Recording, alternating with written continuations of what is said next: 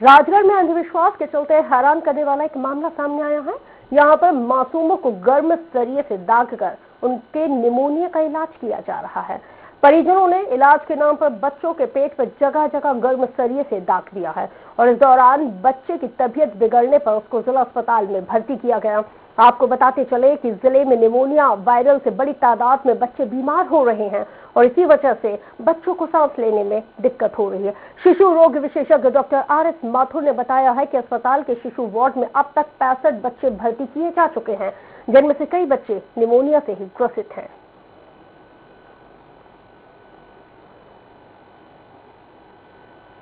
Pneumonia से ग्रसित है, इसको सांस लेने में तकलीफ हो रही है, इतनी सारी बुखार आ रहा है, इतनी सारी परेशानियां उठा रहा है। उसके बाद में आप जो है ऐसे अंधविश्वास में विश्वास करके और ये गर्म सलाखों से लगवा रहे हैं, ये इनसे कहीं भी बीमारी ठीक नहीं होती है, इससे बीमारी और बढ़ती है। तो जरा सोचिए कि इलाज के नाम पर आप मासूम बच्चे को डॉक्टर के पास न ले जाकर गर्म सरिये से उसके पेट में दाग रहे हैं। बच्चा हैरान नहीं परेशान हो रहा है, जिसकी जान पे बनाई है। ये इलाज पर अंधविश्वास ही इसलिए इस कदर हावी है।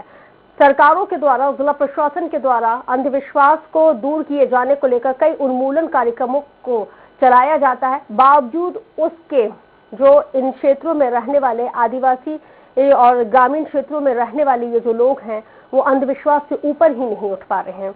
निमोनिया एक बीमारी है और इस बीमारी का इलाज होना चाहिए, जिसमें बच्चे को सांस लेने में तकलीफ होती है, लेकिन ये समझाए कौन इन परिजनों को कि बच्चे को यहाँ पे सरिये से दागने की जरूरत नहीं है, बच्चे को एक बेहतर इलाज की जरूरत है। 65 से ज्यादा बच्चा वार्ड में भर्ती किए जा चुके हैं, जिनकी जान पे बनाई है। जब बहुत ज्यादा स्थिति बिगड़ जाती है तो बच्चे को अस्पताल ले जाया जाता है और अगर खुदा न खास्ता बच्चे की मौत हो जाए तो लापरवाही बरते जाने का आरोप भी बड़ी ही आसानी से लगा दिया जाता है। तो निमोनिया वायरल की वजह से बड़ी तादाद में बच्चे इस तरह से बीमार हो रहे हैं।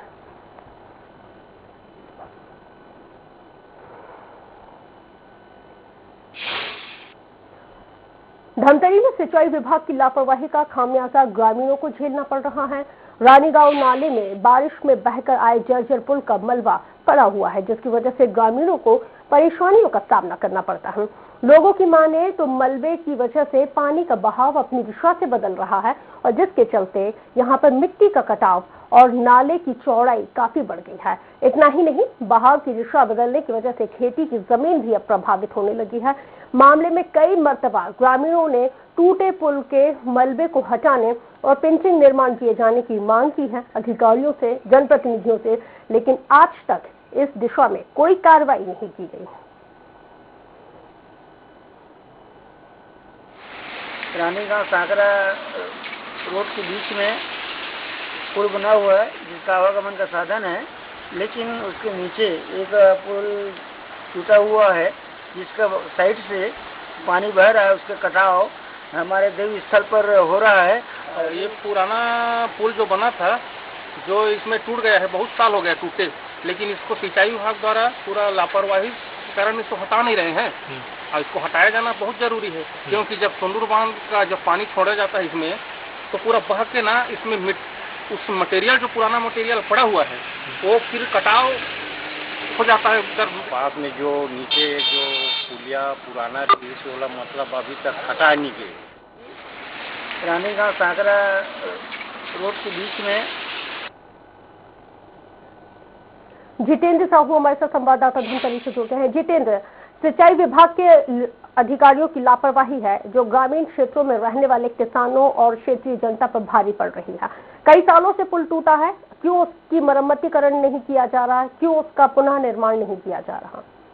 जी मैं बता दूं, सीधे तौर पर इसको अधिकारी और स्थानीय जनप्रतिनिधियों की लापरवाही कहना चाहिए, क्योंकि जो स्थानीय जो वहाँ के ग्रामीण हैं और स्थानीय जो लोग हैं कई बार इस पर शिकायत कर चुके संबंधित विभाग के अधिकारियों को, लेकिन अधिकारी और जो जनप्रतिनिधि है उनकी बात आज तक नहीं सुन पाए, जिससे उसकी जो मांग है अब तक पूरी नहीं हो सकी, जिसका वजह क्या बताई जाती है? क्योंकि मुख्य जब भी बजट सेशन होता है तो संरक्षण के लिए, मरम्मतीकरण के लिए, इंफ्रास्ट्रक्चर के लिए अरबों रुपए अलॉट किए जाते हैं, बावजूद उसके दूर जो ग्रामीण क्षेत्र है, जो दूर दराज के क्षेत्रों में जो पुल निर्माण है, तमाम चीजें हैं, यहाँ तक योजना का लाभ नहीं पहुंच पाता, राशि नहीं पहुंच पाती और खामियाजा कुछ इस तरह से भुगतना पड़ता है।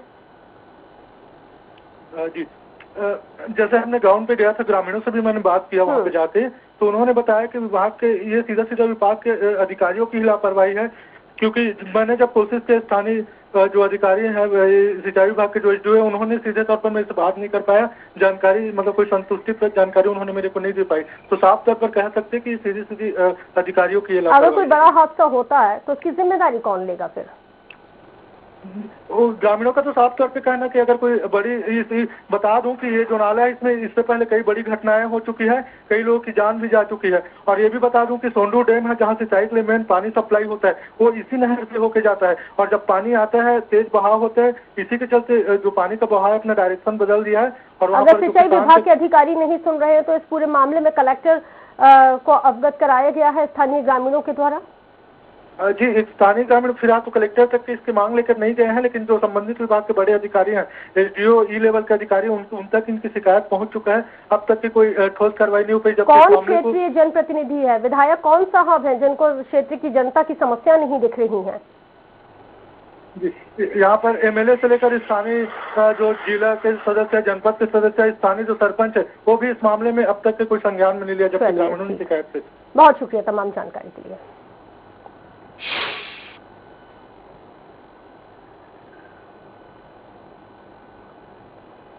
तो सिंचाई विभाग के अधिकारियों की लापरवाही यहाँ पर साफ तौर से उजागर हो रही है कि किस तरह से यहाँ पे लोगों की जान के साथ खिलवाड़ किया जा रहा है। मलबे की वजह से पानी के बहाव तेज हो गया है और मिट्टी का कटाव भी हो रहा है।